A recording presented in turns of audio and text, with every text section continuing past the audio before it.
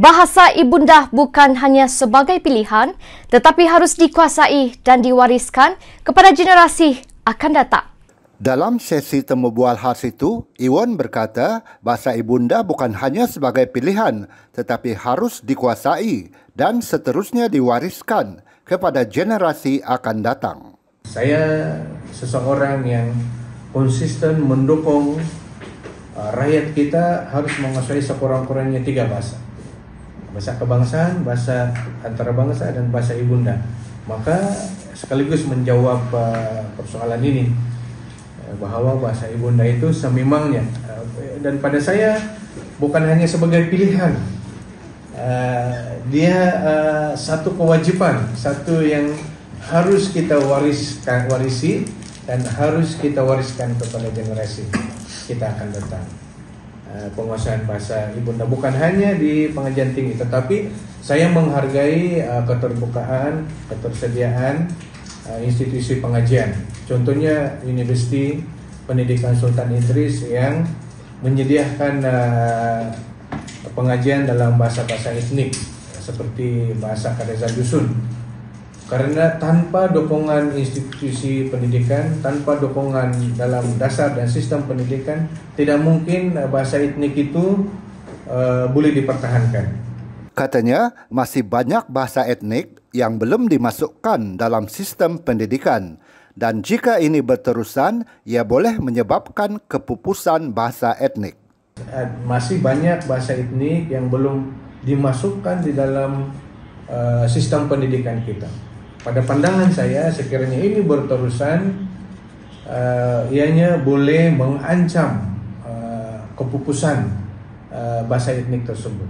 Maka bagi bahasa etnik seperti Kadazan Dusun yang telah dimasukkan dalam sistem pendidikan, diangkat sehingga ke Institut Pengajian Tinggi seperti UPSI, ia telah menjamin kelangsungan kewujudan bahasa Kadazan Dusun sebagai salah satu bahasa etnik di negara ini, dan ia harus menjadi pilihan kepada pelajar-pelajar terutama yang datang daripada rumpun etnik itu sendiri. Tetapi kita mengeluhkan pengajian itu pilihan kepada pelajar yang datang daripada etnik lain. Apa salahnya kita belajar bahasa etnik lain selain daripada bahasa etnik kita sendiri? Karena dengan demikian ia memperkasahkan hubungan kaum yang lebih baik, dan ini yang kita perlukan di negara kita. Bermula dengan penguasaan bahasa ibunda. Saya sangat berbangga karena bahasa Kadazan saya sangat berbangga karena di Sabah contohnya, sekolah Cina itu di Sabah paling banyak pelajarnya di kalangan Bumi Putra, sama ada Kadazannya, sama ada dusunnya, sama ada bajaunya. So mereka boleh berbicara dalam bahasa Cina, dan ini menggalakkan interaksi. Dan apatah lagi bahasa Cina pun boleh berbahasa Kadazan misalnya. Dia boleh memperkasakan interaksi sekaligus hubungan kaum yang lebih baik. Bila itu berlaku, maka keharmonian kaum di negara kita akan menjadi lebih baik. Inilah kekuatan apabila rakyat kita menjadikan bahasa etnik selain bahasa etnik dia sendiri sebagai satu pilihan dalam komunikasi ataupun dalam pengajian mereka di universiti. Dalam sesi temu bual khas ini, Iwan turut ditanya sama ada bahasa etnik kini diancam kepupusan dek kerana penggunaan meluas bahasa Melayu dan bahasa Inggeris. Sebenarnya ancaman itu sudah pun terbukti jika berasaskan kepada soalan ini. Saya harus menyelidik apakah bahasa tersebut, tempat tersebut, tapi saya percaya ianya sedang berlaku, dan di Sabah sendiri pun semakin kurang, sebenarnya saya akui semakin kurang pengamalan bahasa-bahasa etnik ini di kalangan rakyat kita sendiri, susulan dengan pilihan kita untuk membudayakan bahasa kebangsaan dan juga membudayakan pengamalan bahasa utama lain seperti bahasa Inggris, bahasa Melayu, bahasa Mandarin, bahasa Arab, dan sebagainya. Tapi apa yang kerajaan boleh buat, dan ini juga sebahagian daripada perjuangan kita dalam membantu fasilitate untuk persatuan etnik supaya dapat dibantu dari segi dananya untuk sekurang-kurangnya persatuan itu memulahkan tadika ataupun prasekolah di mana bahasa etnik itu diajarkan kepada anak-anak yang dihantar di tadika tersebut. Katanya lagi, selagi beliau berada dalam kabinet, beliau akan terus membantu persatuan etnik untuk memperkasakan warisan bahasa mereka untuk ahli-ahli persatuan.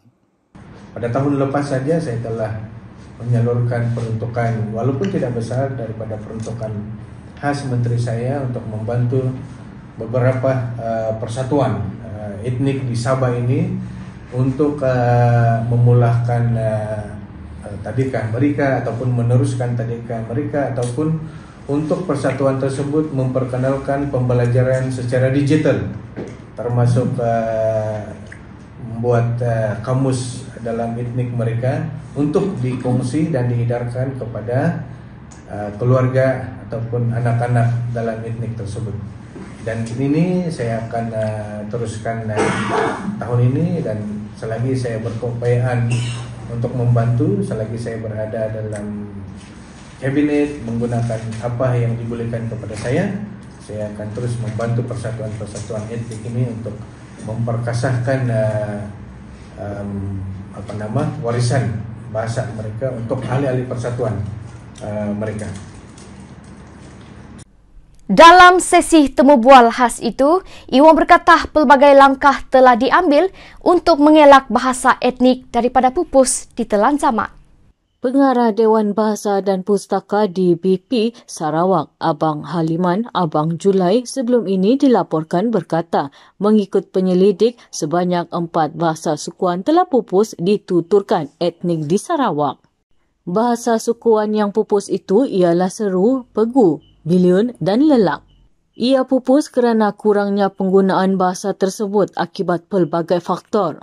Sehubungan itu, pelbagai langkah dan program telah dan sedang dilaksanakan bagi memperkasakan penggunaan bahasa etnik di Malaysia agar tidak pupus. Saya akui inilah yang boleh berlaku kepada bahasa-bahasa etnik lain yang belum lagi dimasukkan dalam sistem pendidikan negara kita. Saya maklum usaha beberapa persatuan etnik yang mengadakan kelas tadika untuk etnik mereka. Sekurang-kurangnya kanak-kanak prasekolah ini ada peluang untuk belajar bahasa ibunda mereka. Saya maklum juga usaha-usaha persatuan ini untuk mendapatkan dukungan kerajaan supaya perjuangan bahasa ibunda mereka dapat dijadikan sebagai satu silibus alternatif di sekolah-sekolah, dan saya percaya perjuangan itu berterusan karena tanpa penglibatan, tanpa dijadikan ataupun tanpa dimasukkan dalam sistem pendidikan, inilah yang akan berlaku. Karena sebagai rakyat Malaysia kita mahu bahasa kebangsaan bahasa utama, dan inilah yang sedang berlaku. Dan kita mahu rakyat kita semua boleh berbahasa Melayu, tetapi dengan kita menjadikan ini bahasa kebangsaan juga ada kesannya kepada bahasa ibunda, terutama yang keluarga yang memang membudayakan bahasa Melayu itu di rumah.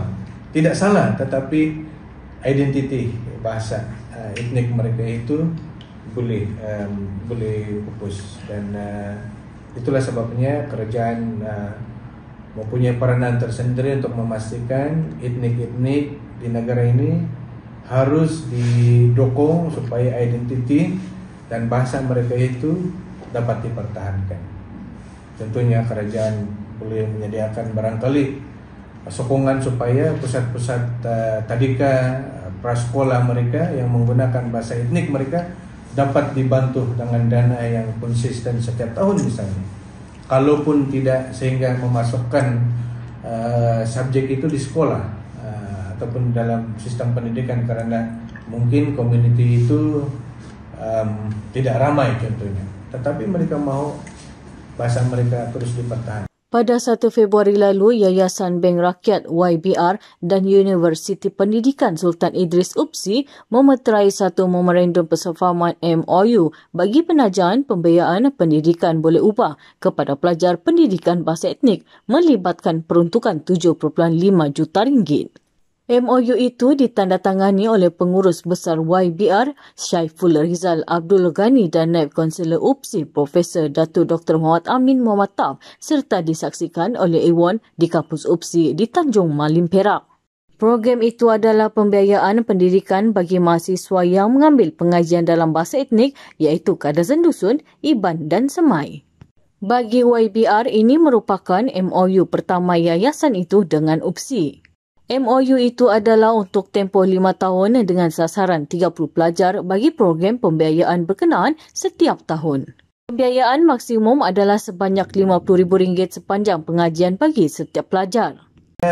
Selaku Menteri Pembangunan Usahawan dan Koperasi yang juga menjadi Menteri bertanggungjawab kepada Yayasan Bank Rakyat, saya telah mencadangkan kepada Yayasan Bank Rakyat satu pilot project untuk mengadakan memorandum persefahaman MOU dengan Universiti Pendidikan Sultan Idris untuk tujuan menyediakan sokongan pembiayaan kepada para pelajar daripada Sabah terutamanya ataupun pelajar-pelajar yang mengikuti pengajian bahasa Kadazan Dusun di UPSI, karena saya percaya selepas mereka tamat pengajian mereka boleh menyertai perkhidmatan pendidikan menjadi guru untuk bertugas di mana-mana sekolah, misalnya mendidik murid-murid akan datang dalam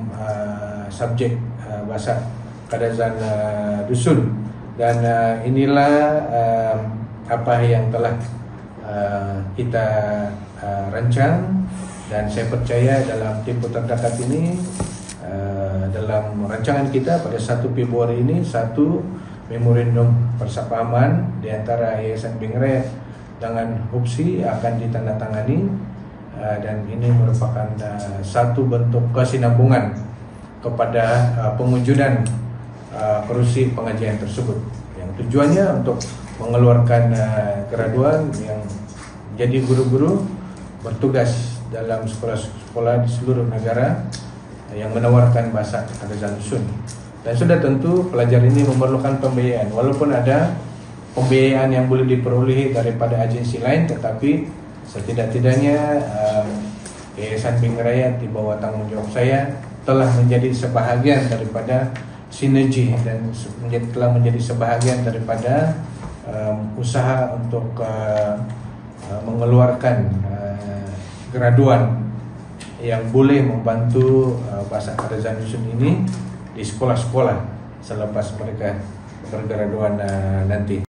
Iwan mengucapkan terima kasih kepada YBR kerana telah memuktamadkan pemeteraian kerjasama memertabatkan bahasa etnik dengan UPSI. Katanya, keunikan dan keindahan bahasa ibunda di negara ini sebenarnya boleh dijadikan tarikan pelancongan. Saya melihat bahasa Kadazan Dusun di Sabah masih